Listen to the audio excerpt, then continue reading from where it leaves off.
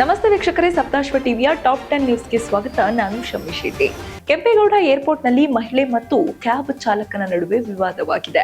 ಸರ್ಜಾಪುರದಿಂದ ಏರ್ಪೋರ್ಟ್ಗೆ ರ್ಯಾಪಿಡೋ ಮೂಲಕ ಬಂದ ಮಹಿಳೆ ಬುಕ್ ಮಾಡಿದ್ದ ಮೊತ್ತಕ್ಕಿಂತ ಹೆಚ್ಚುವರಿ ಹಣ ಕೇಳಿದ ಚಾಲಕನ ಬೇಡಿಕೆಯನ್ನು ತಿರಸ್ಕರಿಸಿದಾಗ ತನ್ನ ಲಗೇಜ್ ಬ್ಯಾಗ್ ಕೊಡಲು ನಿರಾಕರಿಸಿದನೆಂದು ದೂರಿನಲ್ಲಿ ಹೇಳಲಾಗಿದೆ. ಹೌದು, ಮಹಿಳೆ ಪೊಲೀಸರಿಗೆ ದೂರು ದಾಖಲಿಸಿದ್ದಾರೆ. ಚಾಲಕ ನಾಗೇಶ್ ತನ್ನ ವಾದದಲ್ಲಿ ಸರ್ಕಾರದ ನಿಯಮದಂತೆ ಮೀಟರ್ ಟ್ಯಾಕ್ಸಿ ಶುಲ್ಕ 985 ರೂಪಾಯಿ ಜೊತೆಗೆ ಟೋಲ್ ಪಾವತಿಸಬೇಕಾಗುತ್ತದೆ ಎಂದು ಹೇಳಿದ್ದಾನೆ. ಹಣ ನೀಡದ ಕಾರಣ ಬ್ಯಾಗ್ ಹಿಡಿದಿಟ್ಟುಕೊಂಡಿದ್ದಾನೆ. ಹಾಗೆ ನ್ಯಾಯಾಲಯದಲ್ಲಿ ವಾದ ಮಾಡಲು ಸಿದ್ಧನಿದ್ದೇನೆ ಎಂದು ಅವನು ಸ್ಪಷ್ಟಪಡಿಸಿದ್ದಾನೆ. ಇನ್ನು ಬಸವೇಶ್ವರ ನಗರದ ಪೊಲೀಸ್ ಠಾಣೆಯಲ್ಲಿ ಸ್ನೇಹಮಯಿ ಕೃಷ್ಣ ವಿರುದ್ಧ ಮತ್ತೊಂದು ಎಫ್ಐಆರ್ ದಾಖಲಾಗಿದೆ. ಪವಿತ್ರ ಎಂಬ ಮಹಿಳೆ ನೀಡಿದ ದೂರಿನ ಮೇರೆಗೆ ಸ್ನೇಹಮಯಿ ಕೃಷ್ಣ ಮತ್ತು ಮೈಲಾರಪ್ಪ ವಿರುದ್ಧ ಕೇಸ್ ದಾಖಲಿಸಲಾಗಿದೆ. ಕಳೆದ ವರ್ಷ ಪವಿತ್ರ ಪತಿ ಆತ್ಮಹತ್ಯೆ ಮಾಡಿಕೊಂಡಿದ್ರು. ಇನ್ನು ಅದರ ಮರುತನಿಖೆಗೆ ಆಗ್ರಹಿಸಿ ಮೈಲಾರಪ್ಪ ವಿರುದ್ಧ ನೀಡಿದ ದೂರು ವಾಪಸ್ಸು ಪಡೆಯುವಂತೆ ತಾಕೀತು ಮಾಡಿರುವ ಆರೋಪ ಸ್ನೇಹಮಯಿ ಕೃಷ್ಣ ಮೇಲೆ ಕೇಳಿಬಂದಿದೆ. ಪವಿತ್ರ ಮನೆ ವಿಳಾಸಕ್ಕೆ ಪತ್ರ ಬರೆದಿರುವುದರಿಂದ ತಮ್ಮ ನೆಮ್ಮದಿ ಹಾಳಾಗಿದೆ ಎಂದು ದೂರಿನಲ್ಲಿ ಹೇಳಲಾಗಿದೆ.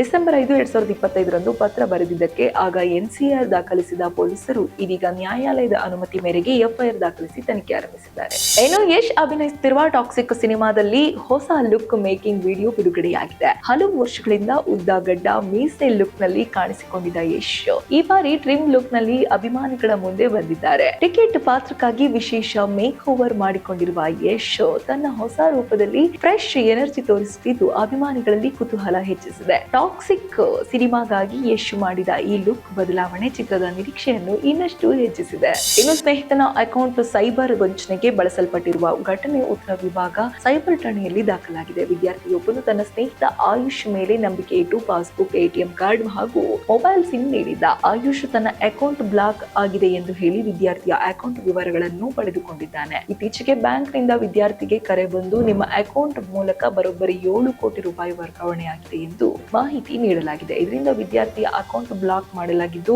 ಆತ ತಕ್ಷಣವೇ ಪೊಲೀಸ್ ಠಾಣೆ ಮೆಟ್ಟಿಲೇರಿದ್ದಾನೆ. ಈ ಹಿನ್ನೆಲೆಯಲ್ಲಿ ಸೈಬರ್ ವಂಚನೆ ಪ್ರಕರಣ ದಾಖಲಾಗಿ ತನಿಖೆ ಆರಂಭವಾಗಿದೆ. ಇನ್ನು ತುಮಕೂರು ಜಿಲ್ಲೆಯ ಕುಣಿಗಲ್ ತಾಲೂಕಿನ ಯಡಿಯೂರಿನಲ್ಲಿ ಹೃದಯ ಕಲಕುವ ಘಟನೆ ನಡೆದಿದೆ. ಸಿದ್ದಲಿಂಗೇಶ್ವರ ದೇವಾಲಯದ ಬಳಿಯ ಹಾಸ್ಟೆಲ್ ಮುಂಭಾಗದ ರಸ್ತೆಯಲ್ಲಿ ಬ್ಯಾಗ್ ಒಂದರಲ್ಲಿ ಗಂಡು ಮಗು ಪತ್ತೆಯಾಗಿದೆ. ರಾತ್ರಿ 8 ಗಂಟೆ ಸುಮಾರಿಗೆ ಬ್ಯಾಗ್ ಒಳಗಿಂದ ಅಳುವ ಶಬ್ದ ಕೇಳಿ ಸ್ಥಳೀಯರು ಪೊಲೀಸರಿಗೆ ಮಾಹಿತಿ ನೀಡಿದ್ದು ತಕ್ಷಣವೇ ಸ್ಥಳಕ್ಕೆ ಆಗಮಿಸಿದ ಪೊಲೀಸರು ಮಗುವನ್ನು ರಕ್ಷಿಸಿ ಜಿಲ್ಲಾಸ್ಪತ್ರೆಯ ಸಖಿ ಕೇಂದ್ರಕ್ಕೆ ರವಾನಿಸಿದ್ದಾರೆ. ಸುಮಾರು 5 ದಿನಗಳ ಮಗು ಆರೋಗ್ಯವಾಗಿದ್ದು ಪ್ರಸ್ತುತ ಆಸ್ಪತ್ರೆಯಲ್ಲಿ ಆರೈಕೆ ಪಡೆಯುತ್ತಿದೆ. ಇನ್ನು ಅನಾಥವಾಗಿ ಮಗುವನ್ನು ಬಿಟ್ಟು ಹೋದ ಘಟನೆ ಸಾರ್ವಜನಿಕರಲ್ಲಿ ಆತಂಕ ಹಾಗೂ ಸಂಶಯಕ್ಕೆ ಕಾರಣವಾಗಿದ್ದು ಆಮ್ರತೂರು ಪೊಲೀಸ್ ಠಾಣೆ ವ್ಯಾಪ್ತಿಯಲ್ಲಿ ಪ್ರಕರಣ ದಾಖಲಿಸಿ ಪೋಷಕರ ಪತ್ತೆಗೆ ತನಿಖೆ ಆರಂಭಿಸಲಾಗಿದೆ. ಇನ್ನು ಮಂಡ್ಯ ಜಿಲ್ಲೆಯ ಕೆಆರ್ಪೇಟೆ ತಾಲೂಕಿನ ಅಕ್ಕಿ ಹೆಬ್ಬಾಳು ಬಳಿ ರಾಜ್ಯ ಹೆದ್ದಾರಿಯಲ್ಲಿ ಭಯಾನಕ ಘಟನೆ ತಪ್ಪಿದೆ. ಕೆಆರ್ಪೇಟೆಯಿಂದ ಬೆರ್ರಿಯ ಕಡೆಗೆ 60ಕ್ಕೂ ಹೆಚ್ಚು ಪ್ರಯಾಣಿಕರನ್ನು ಹೊತ್ತೊಯ್ಯುತ್ತಿದ್ದ ಕೆಎಸ್ಆರ್ಟಿಸಿ ಬಸ್ ದಿಢೀರ್ ಬ್ರೇಕ್ ಫೇಲ್ ಆಗಿ ಚಾಲಕನ ನಿಯಂತ್ರಣ ತಪ್ಪಿ ರಸ್ತೆ ಬದಿಯ ರೈಲಿಂಗ್ಸ್ಗೆ ಡಿಕ್ಕಿ ಹೊಡೆದಿದೆ. ಡಿಕ್ಕಿಯ ರಭಸಕ್ಕೆ ಬಸ್ನ ಮುಂಭಾಗ ಸಂಪೂರ್ಣ ಜಖಂ ಆಗಿದ್ರು ಅದೃಷ್ಟವಶಾತ್ ಬಸ್ನಲ್ಲಿದ್ದ ಎಲ್ಲಾ ಪ್ರಯಾಣಿಕರು ಪ್ರಾಣಾಪಾಯದಿಂದ ಪಾರಾಗಿದ್ದಾರೆ. ಈ ಘಟನೆ ಕೆಆರ್ಪೇಟೆ ಗ್ರಾಮಾಂತರ ಪೊಲೀಸ್ ಠಾಣಾ ವ್ಯಾಪ್ತಿಯಲ್ಲಿ ದಾಖಲಾಗಿದ್ದು ತಪ್ಪಿದ ಅನಾಹುತ ಸಾರ್ವಜನಿಕರಲ್ಲಿ ಆತಂಕಕ್ಕೆ ಕಾರಣವಾಗಿದೆ. ಮಂಗಳೂರಿಗೆ ಹೆರಿಗೆಗಾಗಿ ಸಾಗುತ್ತಿದ್ದ ವೇಳೆ ಆಂಬ್ಯುಲೆನ್ಸ್ ನಲ್ಲಿ ಮಹಿಳೆ ಹೆರಿಗೆ ಆಗಿದ್ದು ಬೆಳ್ತಂಗಡಿ ಸರ್ಕಾರಿ ಆಸ್ಪತ್ರೆಯ ದಾದಿಯರಾದ ಕುಮುದ ಮತ್ತು ಸೌಮ್ಯ ಅವರ ತುರ್ತು ಸೇವೆಯಿಂದ ಗಂಡು ಮಗು ಜನನವಾಗಿದೆ. ಬೆಳ್ತಂಗಡಿ ನಗರದ ನಿವಾಸಿ ಲೀಲಾವತಿ ಇಂದು ಬೆಳಿಗ್ಗೆ ಆಸ್ಪತ್ರೆಗೆ ದಾಖಲಾಗಿದ್ರು. ಬಂಟ್ವಾಳದ ಫರಂಗಿಪೇಟೆ ಸಮೀಪ ಹೆರಿಗೆ ನೋವು ತೀವ್ರಗೊಂಡ ಹಿನ್ನೆಲೆಯಲ್ಲಿ ಆಂಬ್ಯುಲೆನ್ಸ್ ನಲ್ಲೇ ಸುರಕ್ಷಿತ ಹೆರಿಗೆ ಮಾಡಿಸಲಾಗಿದೆ. ಬಳಿಕ ಚಾಲಕ ದಿನೇಶ್ ಗೌಡ ಸಮಯ ಪ್ರಜ್ಞೆಯಿಂದ ತಾಯಿ ಮತ್ತು ಮಗುವನ್ನು ತಕ್ಷಣ ಆಸ್ಪತ್ರೆಗೆ ರವಾನಿಸಿದ್ದು ಇಬ್ಬರು ಆರೋಗ್ಯವಾಗಿದ್ದಾರೆ. ವೈದ್ಯಕೀಯ ಸಿಬ್ಬಂದಿಯ ಸೇವೆಗೆ ಸಾರ್ವಜನಿಕರಿಂದ ಪ್ರಶಂಸೆ ಕೂಡ ವ್ಯಕ್ತವಾಗಿದೆ. ಹಾಸನ ಜಿಲ್ಲೆಯ ಗೋರೂರಿನಲ್ಲಿ ಯುವಕರ ಪುಂಡಾಟ ಸಾರ್ವಜನಿಕರಲ್ಲಿ ಆತಂಕಕ್ಕೆ ಕಾರಣವಾಗಿದೆ. ತಾಲೂಕು ಆಸ್ಪತ್ರೆ ಸಮೀಪದ ವಾಲಿಬಾಲ್ ಮೈದಾನದಲ್ಲಿ ಯುವಕರು ಬಿಯರ್ ಬಾಟಲಿ ಒಡೆದು ದುಷ್ಕೃತ್ಯ ಮೆರೆದಿದ್ದಾರೆ. ಕ್ರೀಡಾಂಗಣವನ್ನು ಅಶುದ್ಧಗೊಳಿಸಿ ಸಾರ್ವಜನಿಕ ಶಾಂತಿಗೆ ಧಕ್ಕೆ ತಂದಿರುವ ಈ ಘಟನೆ ಸ್ಥಳೀಯರಲ್ಲಿ ಆಕ್ರೋಶ ಮೂಡಿಸಿದೆ. ಕ್ರೀಡಾ ಅಂಗಳದಲ್ಲಿ ಇಂತಹ ಅಸಭ್ಯ ವರ್ತನೆ ಕ್ರೀಡಾ ಪ್ರಿಯರಿಗೆ ನಿರಾಶೆ ಉಂಟು ಮಾಡಿದ್ದು ಸಾರ್ವಜನಿಕ ಸ್ಥಳಗಳನ್ನು ಸುರಕ್ಷಿತವಾಗಿ ಇಡುವುದು ನಮ್ಮೆಲ್ಲರ ಜವಾಬ್ದಾರಿಯಾಗಿದೆ. ಇನ್ನು ಸ್ಥಳೀಯರು ತಕ್ಷಣವೇ ಪೊಲೀಸರಿಗೆ ಮಾಹಿತಿ ನೀಡಿದ್ದು ಪ್ರಕರಣ ದಾಖಲಿಸಿ ತನಿಖೆ ಕೂಡ ಆರಂಭಿಸಲಾಗಿದೆ. ಯುವಕರ ಅಸಭ್ಯ ವರ್ತನೆಗೆ ಕಾನೂನು ಕ್ರಮ ಕೈಗೊಳ್ಳಬೇಕೆಂದು ಸಾರ್ವಜನಿಕರು ಆಗ್ರಹ ವ್ಯಕ್ತಪಡಿಸಿದ್ದಾರೆ.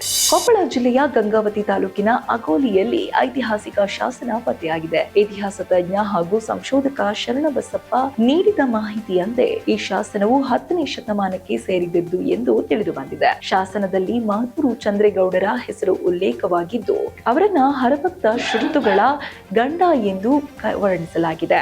ಈ ಪತ್ತೆ ಸ್ಥಳೀಯ ಇತಿಹಾಸಕ್ಕೆ ಮಹತ್ವದ ಬೆಳಕು ಚೆಲ್ಲುವಂತಿದ್ದು ಪ್ರಾಚೀನ ಕಾಲದ ಸಾಮಾಜಿಕ ಹಾಗೂ ರಾಜಕೀಯ ಸ್ಥಿತಿಗತಿಗಳನ್ನು ತಿಳಿಯಲು ಸಹಾಯಕವಾಗಿದೆ. ತಜ್ಞರು ಈ ಶಾಸನದ ಕುರಿತು ಇನ್ನಷ್ಟು ಸಂಶೋಧನೆ ನಡೆಸಬೇಕಿದೆ ಎಂದು ಅಭಿಪ್ರಾಯ ವ್ಯಕ್ತಪಡಿಸಿದ್ದಾರೆ. ಈ ಪತ್ತೆ ಇತಿಹಾಸ ಆಸಕ್ತರಲ್ಲಿ ಕುತೂಹಲ ಮೂಡಿಸಿದೆ. ಮಂಡ್ಯ ಜಿಲ್ಲೆಯ ಕೆಆರ್ಪೇಟೆ ತಾಲೂಕಿನ ಅಕ್ಕಿ ಹೆಬ್ಬಾಳು ಗ್ರಾಮದಲ್ಲಿ ಅಪರೂಪದ ಸಂತಸದ ಘಟನೆ ನಡೆದಿದೆ. ಅಕ್ಕಿ ಹೆಬ್ಬಾಳು ಗ್ರಾಮದ ನಿವಾಸಿಗಳಾದ ಆಫ್ತಾಬ್ ಮತ್ತು ಆರಿಫಾ ಬಾನು ದಂಪತಿಗೆ ಮೈಸೂರಿನ ಖಾಸಗಿ ಆಸ್ಪತ್ರೆಯಲ್ಲಿ ತ್ರಿವಳಿ ಮಕ್ಕಳ ಜನನವಾಗಿದೆ. ಹಲವು ವರ್ಷಗಳ ನಿರೀಕ್ಷೆಯ ಬಳಿಕ ಒಟ್ಟಿಗೆ 3 ಮಕ್ಕಳಿಗೆ ಜನ್ಮ ನೀಡಿದ ತಾಯಿ ಆರಿಫಾ ಬಾನು ಆರೋಗ್ಯವಾಗಿದ್ದು 3 ಶಿಶುಗಳು ಸುರಕ್ಷಿತರಾಗಿದ್ದಾರೆ. ಈ ಸುದ್ದಿ ಗ್ರಾಮದಲ್ಲಿ ಹರ್ಷದ ವಾತಾವರಣವನ್ನು ಸೃಷ್ಟಿಸಿದ್ದು ಕುಟುಂಬಸ್ಥರು ಹಾಗೂ ಬಂಧು ಬಳಗದಲ್ಲಿ ಸಂಭ್ರಮದ ಸಂಚಲನ ಮೂಡಿಸಿದೆ. ವೈದ್ಯಕೀಯ ಸಿಬ್ಬಂದಿ ತಾಯಿ ಮತ್ತು ಮಕ್ಕಳಿಗೆ ಅಗತ್ಯ ಆರೈಕೆ ನೀಡುತ್ತಿದ್ದು ತ್ರಿವಳಿ ಮಕ್ಕಳ ಜನನವು ಅಪರೂಪದ ಘಟನೆ ಎಂದು ವೈದ್ಯರು ತಿಳಿಸಿದ್ದಾರೆ.